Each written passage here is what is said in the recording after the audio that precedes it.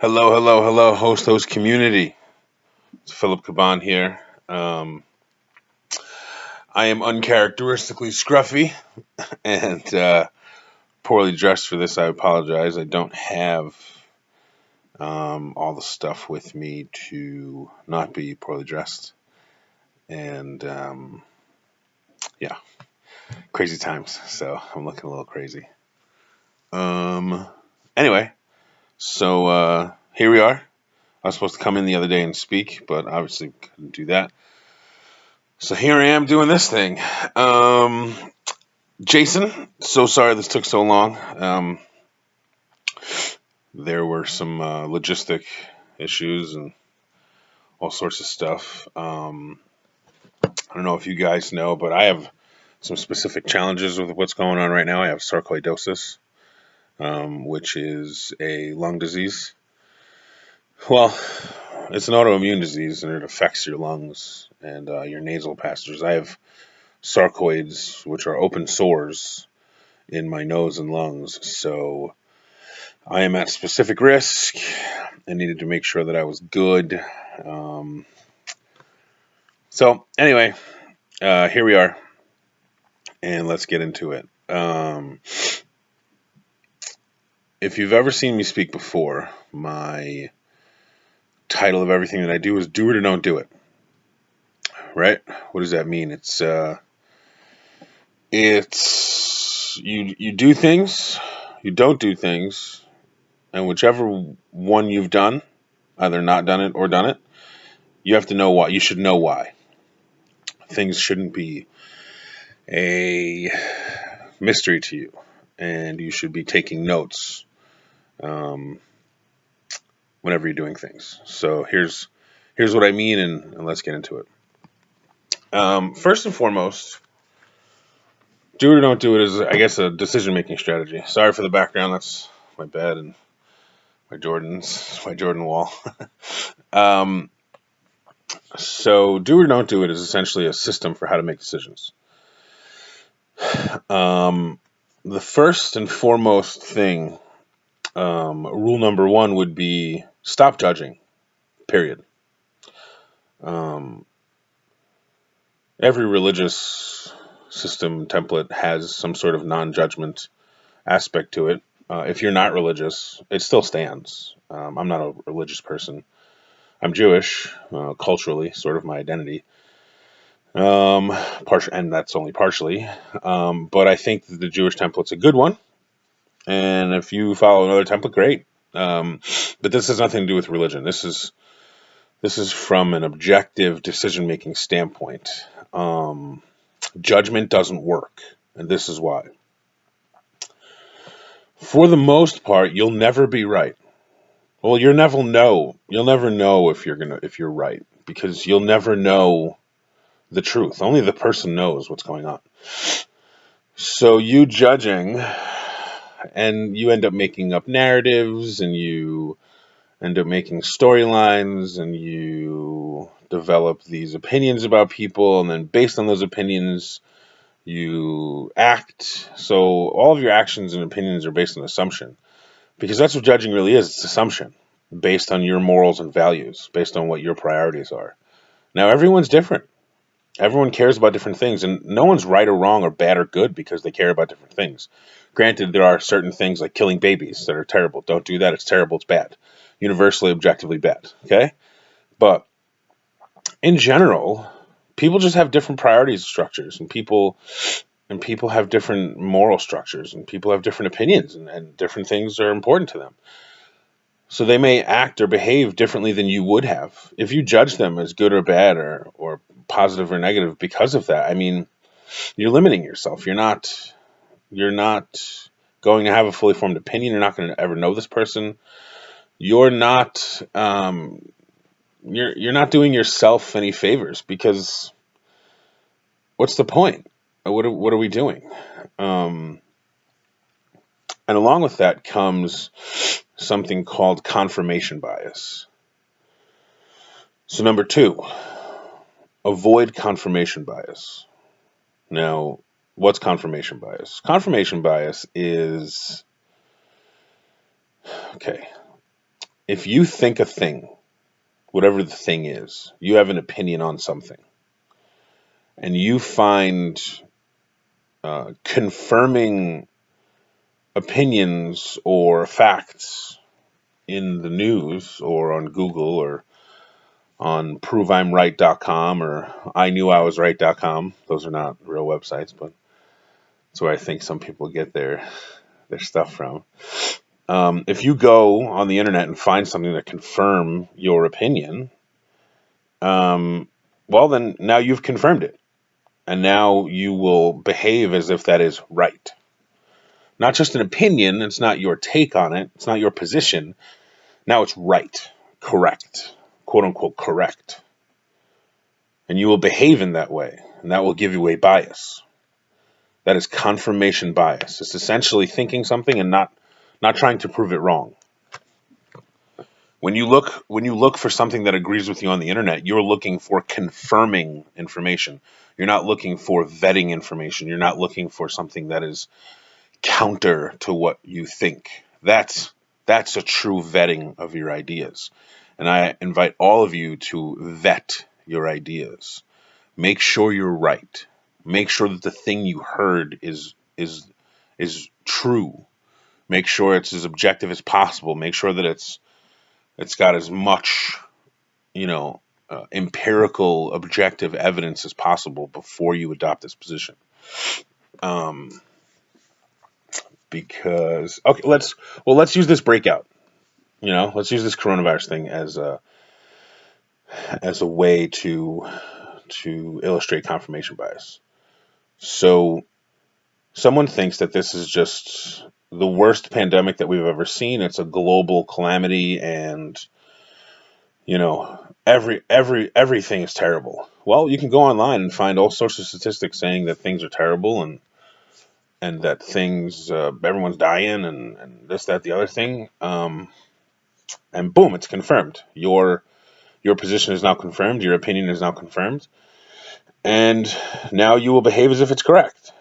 Someone else can say, "Oh, this is just a media thing. It's totally overplayed. It's blown out of proportion, yada, yada, yada." Well, you can go online and find evidence for that too. Are either of those sides right? No, they're not right. They have an opinion, they have a position, but they are not, quote unquote, correct. That's confirmation bias. So don't do that. On this specific thing, I would say go with the experts. There are a ton of individuals in the scientific community that work on pandemics and vaccines for pandemics, and that work on bioweapons. There's another theory out there that this is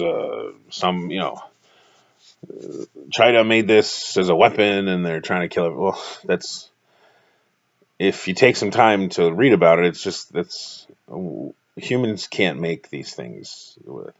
We can make stuff, but they don't live and they don't work this well. The natural ones work this well. This came from an animal, spread to a human, and that's why it's so bad, because seasonal flu is a human disease, and our bodies have antibodies and ways to fight it.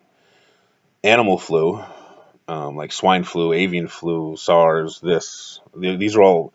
these are all sicknesses that came from animals and infected humans. So our bodies don't have there's no process in our body to fight this thing. So it's not so much that it's the deadliest virus ever. It's just that our bodies don't know how to fight it, essentially. So anyway, but that's my position, right? And I believe that position because I went online and I read a bunch of articles and I read a bunch of papers and I watched a bunch of podcasts from the experts on this, and they broke down the science and they proved to me that that their position was right. So I have accepted it as the truth. Now, this is not something I figured out. So this is not my truth. This is not knowledge. This is I believe them. So my position is that this is not man-made. I can't get up on a debate stage and debate that I'm correct. I don't know enough. I don't know about these things. I believe someone, so I will repeat their position as if it's valid. And I will say that I am repeating someone else's position and I don't know. So anyway, I think we've gotten confirmation bias out of the way. If you're not following, I'm sorry. I don't want to keep beating the dead horse, though. I hope I've explained it enough. And sorry, my face is so close to this thing. I'm hiding in the back room. There's tons of people out there, and I got a full house, and there's a lot of stuff going on. So sorry. How to be a better communicator is well, being a better communicator is rule number 3, right? Now you might think, how does that relate to decision making? A lot of the decisions you make are a result of your communication skills. Now, if you aren't a good communicator and you get in an argument with someone, and based on that argument you decide, I'm not being friends with them anymore. Well, your communication skills affected your ability to make decisions because you made a decision based on how your communication went. Now, when I say be a better communicator, this is what I mean. And we're going to break down some things within this one thing. Don't take things personally. I was a hotel executive for close to a decade. I started at the front desk. I moved up to management. One thing I learned in hotels and from having relationships with women,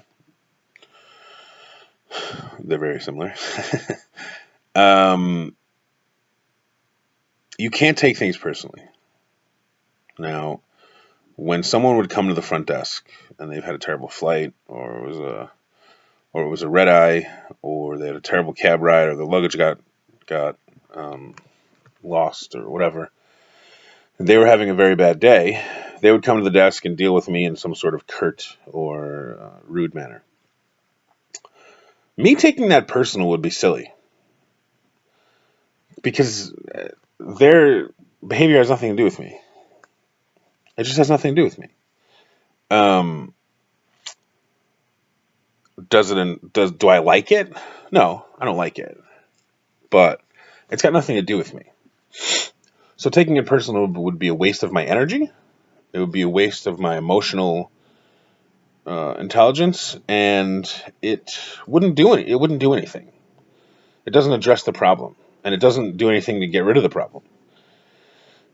Hospitality training tells you that if someone is having a bad day and they're dealing with you as if they've had a bad day, you kill them with kindness.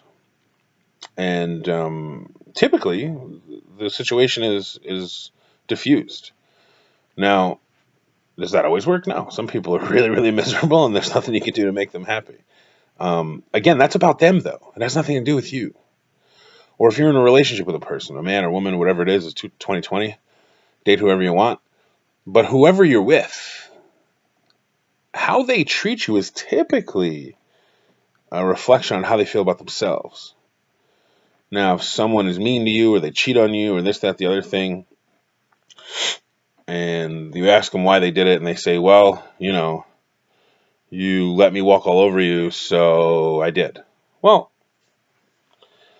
I mean, okay. So maybe you share a tiny bit of the culpability, but at the end of the day, all you were doing was being a nice and trusting person. If someone abuses your trust, well, that's just how they are. It's just who they are. Maybe they've not done that before, and they did that with you because that's the person that they identified you to be. But that's still a trait within themselves. Granted, don't absolve yourself of any culpability, and don't kid yourself and say, I have no responsibility in what's happened in my life. But if, for the most part, and this is for the most part, when people mistreat you, it's about them. It's not about you. And you just can't take things personal.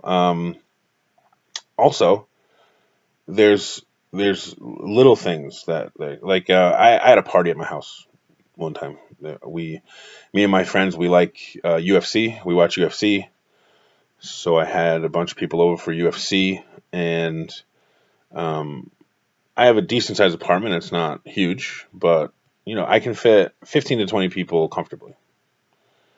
15 to 20 people comfortably. And a few of my friends asked if they could bring friends. Now the party would have went from like 18 to like 26, 27 if I said yes to all the people that could bring people. Now I told no, I told people don't bring anyone. And one of my friends took it very personal, and to this day, it's still kind of a thing that he brings up, and it's very personal to him. Um, he's judging me based on something that he took personal. But if he would have just communicated with me and found out why I said that, which I've tried to say already, but he's made up his mind. Um, if he would have just communicated with me and understood why I was saying what I was saying, he wouldn't be upset with me. There's no reason to be upset. There's just not enough room for all these people. And unless we all want to stand around and hug while we're watching the fight, I mean, we all just want to sit down and hang out and eat some food. So he took it personal, and it's affected our relationship. And hopefully one day we figure that out. But don't be that person. Don't take things personally. Also, when someone tells you who they are, now this is related, right? This is number four. Well, number four is when someone tells you who they are, believe them the first time, right? But this is related to taking things personally. Now, say you're in a relationship with someone, and or say you have a business partner, and they omit something that has some sort of pertinent fact or detail. They omit it, which means they hide it. They don't lie, but they hide it. What they've done through their behavior is tell you that this is what they do. I'm not asking you to judge them, but you can understand that that's what they do. It doesn't make them a good or bad person. Maybe they have anxiety and they don't like saying uncomfortable things. Who knows? Or maybe they're just a bad person. We don't know. It's hard to know. So don't take it personally. But when someone tells you who they are, believe them the first time and treat them that way. This is not a grudge. I'm not asking you to hold grudges. I'm not telling you to never give people second chances. But I have a family member who steals money from people. He asks for a loan, or he will ask to borrow your credit card or your debit card, and all of a sudden there will be missing money. Now, this person has emotional issues. They have psychological issues. And, there's a saying that says, first time, shame on you. Second time, shame on me. So I don't have a grudge against this person. I don't judge this person as a bad person, but I do understand their behavior, and I do believe them when they show me to be a thief. So I don't give that person the opportunity to steal from me. Um, how and why he ended up the way he ended up is bigger than me. It has nothing to do with me. And I just need to understand it. I just need to be aware that it is a thing. I don't even really need to understand it. I just need to be aware that it's a thing. Um, my wife and I talk sometimes, and I don't understand a lot of what she gets upset about, but I don't really need to. I just need to know that it exists so I can avoid issues. So people in your life, when they tell you who they are, believe them. I am not advocating holding grudges. Holding grudges is toxic for you. I am not advocating judging this person. I do not want you to judge this person. However, understand or at least acknowledge that this is who they are and behave accordingly. Because after the first one or two times, it's now your fault. How people, how you allow people to interact with you. Hold on a second. What's going on here? I don't know what this is. You still good? I think we're good. Okay. I don't know. I don't know what just happened to my computer. I hope nothing stopped. I lost my train of thought. Believing people. Yeah. So, um, don't hold grudges. Don't judge them, but be aware of who they are and act accordingly. That's all I can say. Um, Another really important thing um, in decision making is, again, the ability to communicate an idea. Now, I'm a passionate person and I have strong beliefs sometimes on certain things. Or a lot of the times, and I will represent that feeling very directly. Now, I was perceived many times as telling people things as opposed to asking them or communicating things. Like, how do I explain this? So, I have an opinion about a politician, or that's a harder concept. Let's say, yeah, let's keep it there. So I have a opinion about a politician, and I think that they are not nice, or I think that they're not good. And if I'm talking to a friend of mine about this person, and I say, "Well, you're just like them." Well, sometimes when people say that to you, they're saying, "Do you agree with them?" But what they say to you is, "You're just like them," expecting you to be like, "No, I'm not. I think this." So what they're doing is making you do the work of explaining yourself as opposed to just asking you a question. So if you don't like Donald Trump and you think that because someone thinks that taxes are too high, they are now a Trump supporter and MAGA, make it great. Well, that could be true, or it may not be true. But there's no way for you to know unless you ask someone. So for you to say, "Oh, you're just like Trump. That's all you care about. I bet you think this." Well, when you say, "I bet you think this," what you're really doing is asking them a question: how do you feel on this topic? You're asking them, "Hey, what's your position on this topic?" But you're not communicating it well. You're not saying it in a way that stimulates healthy debate and conversation. What you're doing is making an accusation and making this person defend themselves. Now, when you push a person into defending themselves, they will be defensive, and your conversation is going to break down. It's not going to be. It's not going to be helpful. It's not going to be. It's not going to be good. It's not going to. It's not going to do anything. You're going to have an argument, and what those arguments end up turning into is really people hunker down into their positions. They don't listen to each other. They don't exchange any ideas. What they do is they just wait for the sound to stop coming out of the other person's face, and they keep talking. So, how does this relate to decision making skills? Well, if you would have asked this person what they meant or how they felt, as opposed to telling them how they acted or how they felt, and when telling them what you were really trying to do is ask a question, but you didn't, if you do that, if you communicate poorly in that way, it can make you have an argument with this person, or it can give you a bad taste in your mouth about who this person is, or how they think, what they feel, or if they're like you, yada yada yada. So now you make a decision or some sort of choice based on that poor communication skills. So really, again, this poor communication affected how you make decisions, and it's not good. Something just came into my mind and I forgot what I was. It was like, oh, that's a good point to add on to this, and I don't remember what it is. I hope I remember it. Um, Another thing to help how you make decisions is fighting the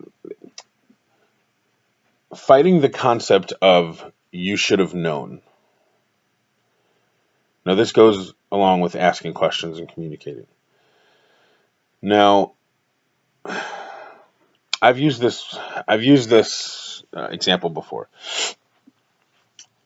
when it was 2008, so I was 27. When I was 27, my grandfather died. It was a terrible time for me. I was, it was one of the hardest things. My father died when I was 17. 10 years later, 9 years later, my grandfather died, and it was terrible. It was terrible. And those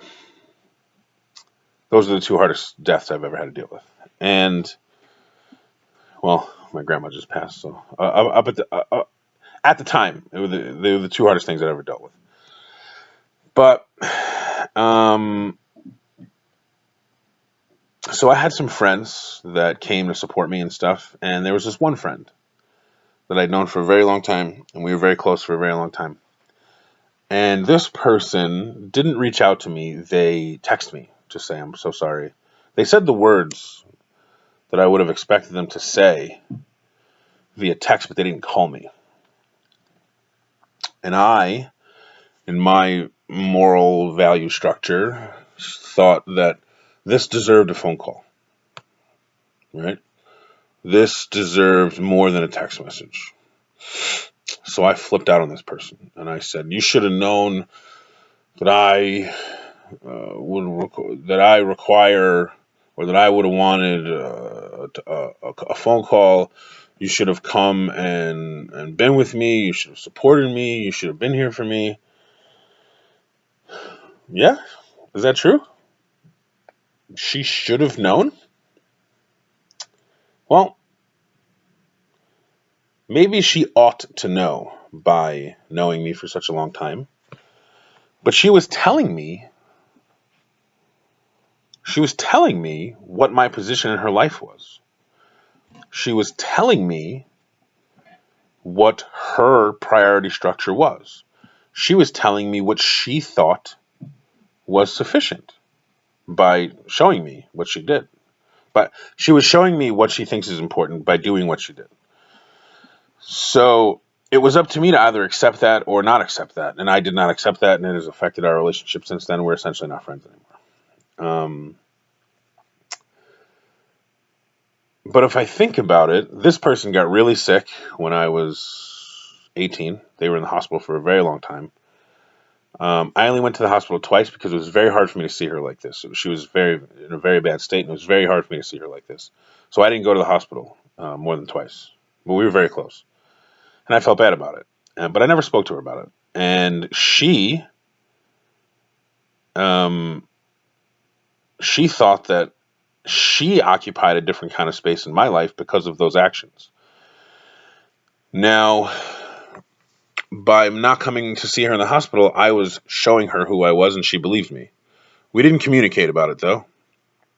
And which is why I advocate believe someone when they show you who they are the first time, but communicate with them. Ask them the questions. Don't tell them how they're being. Ask them why they're doing what they're doing. It's so important. We had a small conversation about it maybe 2 years ago. So this is, I don't know, almost 10 years after the fact. It was '08. Yeah, so yeah, it was 10 years after the fact. And we both kind of realized what happened, but it was way too late. I mean, we both moved on with our lives, and our friendship wasn't really something that was going to be salvaged. We're not enemies. I mean, happy birthdays and congratulations on this, that, the other thing from a peripheral perspective happened, but we're not like friends like we were before. And this came from a "you should have known" judgment thing. I judged her for the way she behaved. I thought that she should have known the way to do things, and instead of being like, "Hey, my expectations were this. Like, how come what happened? This hurts my feelings, and I want to know what's going on." Instead of that, I flipped out and was like, "You're not my friend. You should have known." Blah blah blah, and I was acting like a baby. So, yeah, do that or don't do that, but know why. Um, Now, this is a tough concept, and this rubs people the wrong way, but I want you to listen closely. You have to understand that you don't deserve anything and that you're not special. Now, hold on. Don't lose your mind. What do I mean by that? Well, I believe that the only thing you deserve is the last thing you worked for. And the last thing you do, and the next thing you will deserve is the next thing that you work for. Now, does this mean that you're not worth anything, or I don't think? No, no, no, no, no. You deserve everything in the whole world, but only the things in the whole world that you work for. And you are not special. Now, does that mean that you are not awesome? Does it mean that you are not amazing? Does it mean that you are not extraordinary? No, it means you can be all those things. But when I say special, what I mean is that you don't deserve special treatment. You don't deserve special consideration. You don't deserve, a different standard than other people. You are held to the same standard as everyone. Everyone around you is the same as you. Everyone has a story in life. When I first started speaking, I didn't talk about, I had cancer 10 years ago. I didn't talk about it because I didn't want that to be the reason that I got booked. I wanted to get booked because I was a good speaker, and I thought that it was too easy for me to use that as like being special. And I would have gotten special treatment, and I would have gotten booked all the time. But I wouldn't have gotten any better as a speaker if I would have used this thing to make me special. Now, people will treat you like you're special if you've gone through something like that. But I don't believe myself to be special. I think that I'm a person who was lucky to get through a thing. I think that my body pulled through, and I was lucky. I did not earn getting cancer, and I did not earn surviving cancer. I did not earn those things, so I'm not proud of them. I feel fortunate and I'm lucky, but I'm not proud of anything that I didn't learn, which is the next thing that we're going to get into. But again, there are people in your life that have entitled approaches. There will be people in your life that have entitled approaches. And sometimes you'll hear, well, I don't let people deal with me like that. Well, I deserve better. Well, you deserve what you work for and what you do. So again, when I said if someone cheats on you, it's not a reflection on you. And first time, shame on you. Second time, shame on me. Well, if that person cheats on you or mistreats you or abuses you or steals from you or lies to you, and you allow them in your life, well, you've become culpable because you either have to accept or not accept how someone is and move forward, and that's it. So if your feedback is I deserve to be treated better, well, conceptually maybe, yeah, no one deserves to be treated poorly, but if you continue that kind of behavior and allow people to do that, then your actions do not reflect what you deserve. Because what you deserve is what you're doing. It's what you're allowing into your life. And I really want to make sure that people don't focus on this and say that I think people deserve to be treated poorly if they're not making good decisions. No, I don't wish it on you. And I'm very philosophical about the way that I'm saying this. I think it's terrible. My mother when I was a child, there was terrible domestic abuse. My father had a lot of issues, and my mother was the victim of some terrible things. Now, she didn't quote unquote deserve it. So I'm not like, ha, you got what you deserve. But my mom made a bunch of decisions that led to her being in this position and having her children have to see this. And I'm not judging the person, but I am saying that you can make different, better decisions. You can make alternate decisions that will take these things out of your life. My mom could have made different decisions. It was very hard, and I'm not saying that she deserved anything that she got. I'm not saying that it was good for her, and I'm not saying any of those things. But the objective truth is that my mother could have made different decisions. And once things got bad, she could have done different things. She didn't. It was very hard for her, and and our relationship was fine. And, well, our relationship was a little strained, but it's not because of that. It's because of other things. And but I love her dearly, and I respect her for not.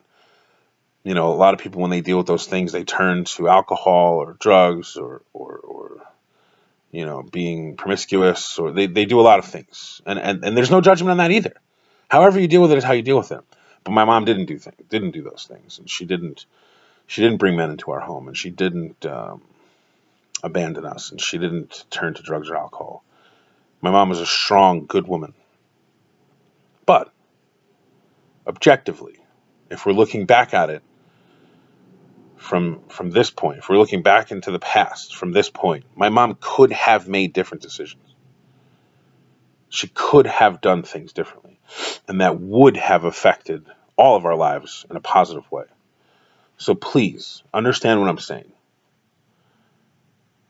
I stand behind this.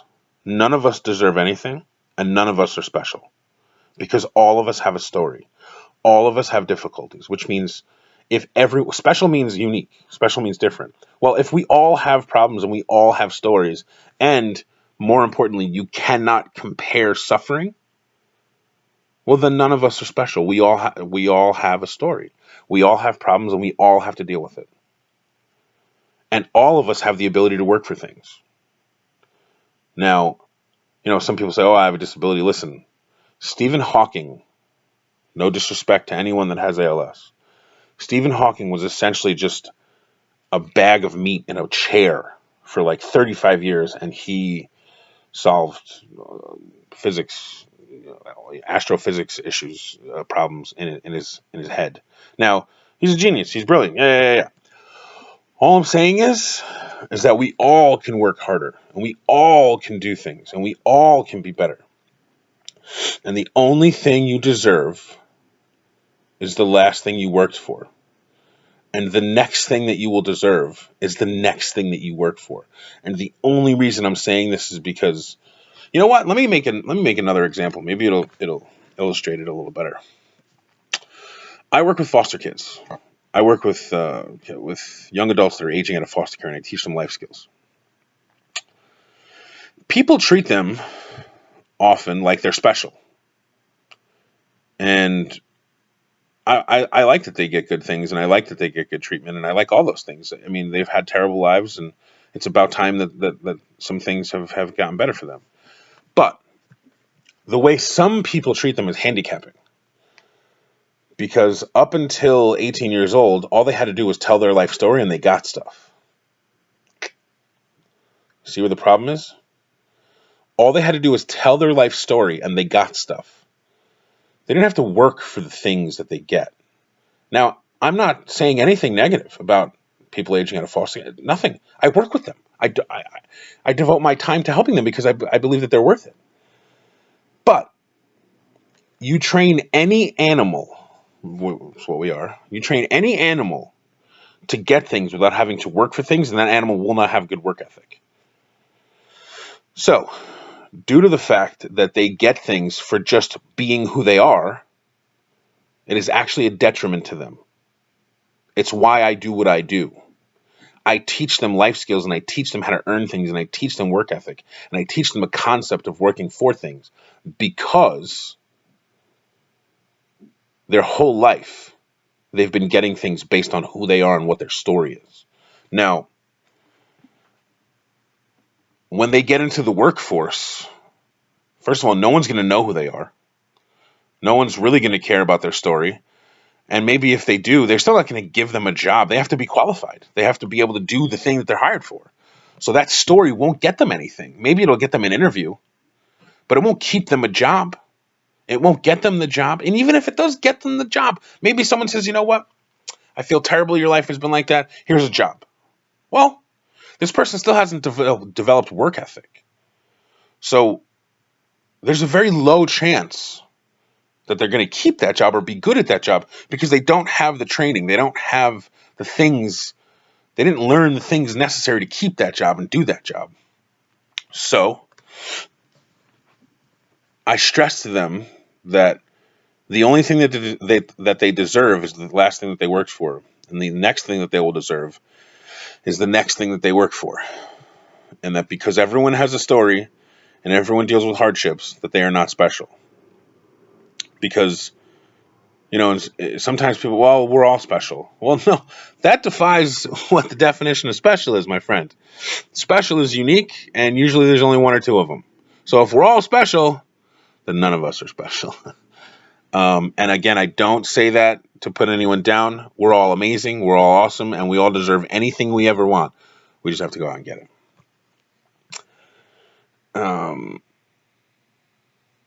Jason, also, I know that this is supposed to be 2 hours. I've never done one of these before, and this will not be 2 hours. I think we're about 45 minutes in. I got more for you, but this is not going to be 2 hours. I'm sorry, my friend.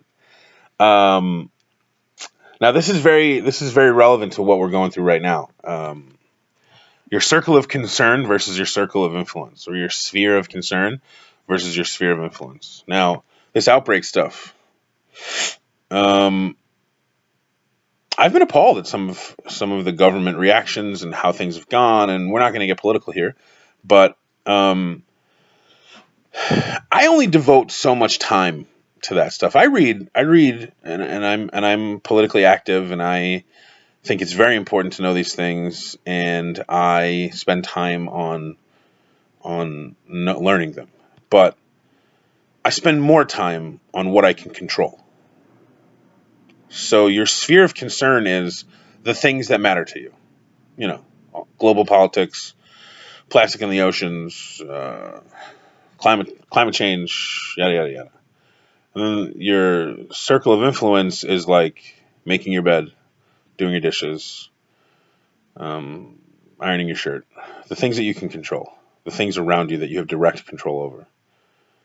Now, I argue that focusing first on your circle of influence or your sphere of influence will be much more effective and bear much more fruit than devoting time and energy to your circle of concern, because there's not a lot you can do about plastic in the oceans. Stop using straws, great. Don't use plastic bags. Okay, that's what you've done. Past that, you can't really do much. You're not in charge of making these laws, and you didn't invent polymer. This is not something you can control. Or the way that the government responded to the outbreak. Well, it's terrible, but there's nothing you can do to control it. So spending all this time and energy complaining about it, and Trump is so stupid, and this doesn't do anything for you. This doesn't do anything for you. Is it true? Yeah, maybe. But does focusing on it do anything to help you ever? No, it doesn't. Every 4 years, you get to vote on who the president is.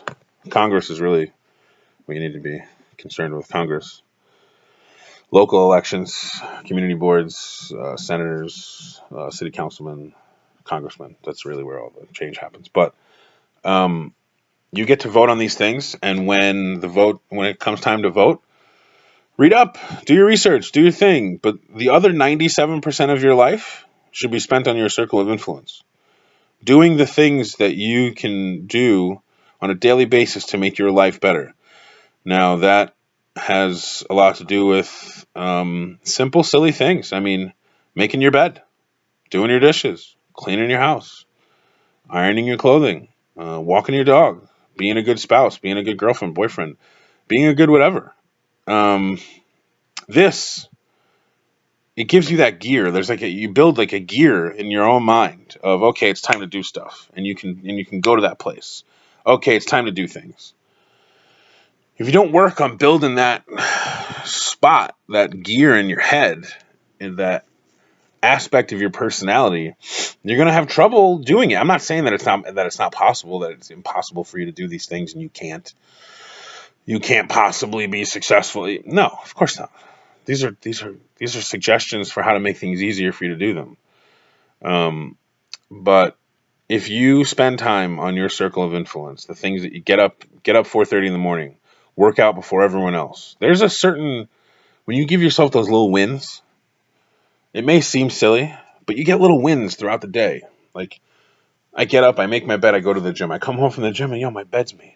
It's like, all right, yeah, we're good.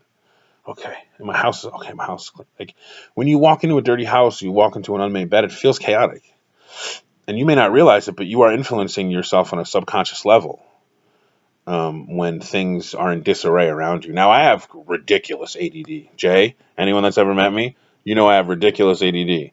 Based on how I'm doing this, you can probably tell that I have ADD because I go in and out of ideas. I'm a disorganized person. Ridiculous. I I learned early that I needed to get that under control, or I wasn't going to be an effective person. I wasn't going to be successful. And um, cleaning up after myself and making my bed and doing those things and folding my laundry. Most of my life, I would do my laundry.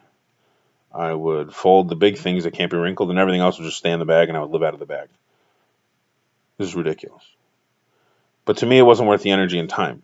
But what I didn't realize is that I was surrounding myself with chaos, and that I was inviting less order into my life than I should. And when you bring even the littlest, silliest little things into order, when you bring structure to things, when you develop a regimen or a routine, it is highly effective at taking little steps toward success and toward being effective. Now, I don't know what your definition of success is. I don't know what your definition of effective is. Well, I know we all have a definition of effective. Effective is good at doing the thing you're trying to do, whatever that thing is. Now, I don't know what that thing is you're trying to do. It doesn't matter. It doesn't matter. If you introduce order into your life through those little things, through your circle of influence, as opposed to your circle of concern, you will get better at everything, whatever it is. Carving wooden ponies, being a roller coaster conductor, being a banker, whatever it is, being a social worker, whatever you want to do, if you introduce order and some controls, some structure into that process, you will be better at whatever that thing is that you want to do. And that is a fact. That is just how mammals work. We have a mammal brain, and that's how our brains work. Our brains evolved to be that way. Um,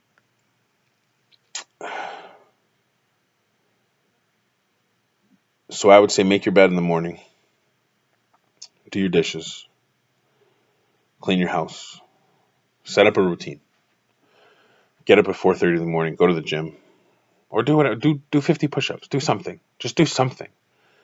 When you need a reason to get out of the bed in the morning, and that's not like, oh, I'm so depressed. No, no, human beings need a reason to get out of bed.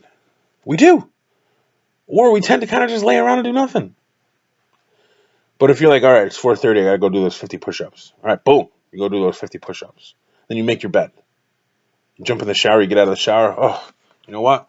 My body feels kind of good. My bed's made. All right, what are we doing today? Instead, if you just pick up your, excuse me, if you just pick up your phone, if you wake up, you just pick up your phone and lay there for 25 minutes scrolling. That's how you've set your brain up for the day. That's how you've set your brain up for the day. If you get up in the morning, do 50 push-ups, hop in the shower, make your bed, your brain is in a much different place than the 20 minutes of scrolling Instagram. All right, guys, that was do it or don't do it, a how-to. Let's run it. Let's run down the points so we all know what we're doing. I'm sorry if this was a little chaotic or disorganized. Like I said, I've never done this before, and there is a ton of chaos around me. I have a lot. I have a lot to do today. The lockdown has officially, well, in a few hours. The lockdown. Well, no, 8 o'clock. So the lockdown will be here in a few hours, and I have a lot of stuff to do. And yeah, so do it or don't do it. Stop judging. Period. Hard stop. Don't judge people. Doesn't work. It's not effective. Avoid confirmation bias. If you have an opinion, vet that opinion. Try to prove yourself wrong. It's a really good exercise. Be a better communicator. Listen. Don't talk less, listen more. do your best to sound like you're asking questions as opposed to telling people what is going on. Um, Fight the concept of you should have known. No one should know anything. Um, if you have a priority or if you have a thing that matters to you, communicate it. Period. Um, I explained this as well as I possibly could. Understand that you don't deserve anything and you're not special. That said, you deserve everything and we're all special, but that's not how it works by definition. Work for the things you want, pursue the things you want, allow the people in your life that you want in your life. Do not allow the people in your life that you do not want in your life, and your life will turn out very good and it will turn out the way that you want it to be.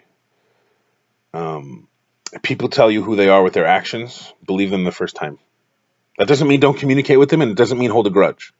It just means know that that's that person. And you can communicate with that person, and you can say, hey, this bothers me. But that person will show you with their actions, their words. Listen, communicating is important. And the words are a template for what this person says they want to be. But their actions really matter. So to make it really easy, if someone cheats on you and they say, oh my God, I didn't mean it, I love you so much, I'll never do it again, but then they do it again, well, their actions are telling you who they are, not their words. So people tell you who they are with their actions. Believe them the first time. Communicate, be concise, be clear, but actions speak a lot louder than words, and believe them when they tell you who they are. Jason, I'm sorry that you had to wait so long for this.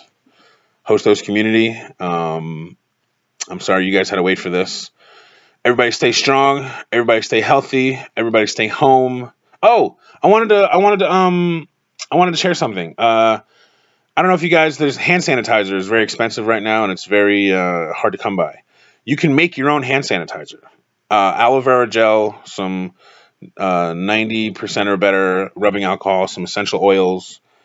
You can Google it online. I'm not going to give you the recipe. There's a bunch of different kinds, but essentially aloe vera gel, um, rubbing alcohol, and some essential oils just to make it smell good. You have your own um, you have your own hand sanitizer. It's not going to be clear. It's going to be cloudy because you have to shake the aloe. Um, but yeah, and you can make your own Lysol. It's rubbing alcohol, hydrogen peroxide, some vinegar, and some other stuff. Google it. You can make it yourself. Throw it in a spray bottle. Don't go spending $20 on some Lysol from the store. It's exactly the same as the one you'd make at home. The only reason Lysol works is because there's alcohol in it. Um, I hope everyone has enough food. I hope everyone is safe. I hope everyone is secure. Stay safe out there. Love you guys. Bye.